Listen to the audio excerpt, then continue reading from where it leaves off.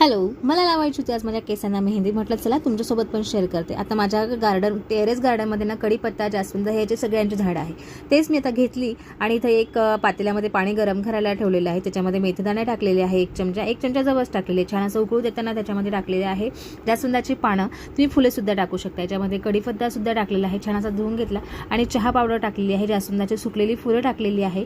मी इथे संत्रा पावडरसुद्धा टाकलेली आहे आणि एक बीट घेतले, ते मिक्सरमधून काढून त्याची पेस्टसुद्धा टाकून दिलेली आहे. एक चमचा चहा पावडर टाकली आणि ही आहे आवळा पावडर. मी आवळा खिसून वाळवून त्याची पावडर तयार करून ठेवली, जेणेकरून आपल्या केसांचं जे कंडिशनर आहे ना ते खूप छान होते आणि इतर आपल्या केसांना काही लावायची गरज पडत नाही. आणि हे छान असं शिजू द्यायचं. त्याच्यामधलं सगळं अर्क जो असतो ना तो उतरतो आणि आपले केस जे आहे ना ते मजबूत होतात, केस गळती जी आहे कमी होते.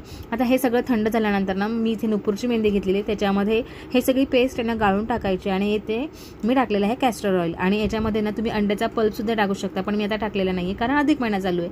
म्हटलं चला हे रात्रभर तसंच ठेवलं आणि दुसऱ्या दिवशी केसांना ना माझ्या स्वतःच्याच हाताने मेहंदी लावून घेतली. आणि ज्यावेळेस हाताने मेहंदी लावली ना तर हाताचा कलर बघा अवघ्या 5 मिनिटांमध्ये किती डार्क झाला होता. तासानंतर हेअर वॉश करून घ्यायचा आणि केसांचा जो कलर आहे ना खूप छान होतो. मी ते स्टीलच्या पातेल्यामध्ये जर मेहंदी भिजवून लावली तर केसांचा कलर जो आहे ना तो लाल येतो, म्हणून मी स्टीलच्या पातेल्यात ती लावली होती. केसांना तेल लावून घेतल्याने केस जे आहेत ना मस्त मजबूत आणि स्ट्रॉंग बनतात. कसा वाटला व्हिडिओ नक्की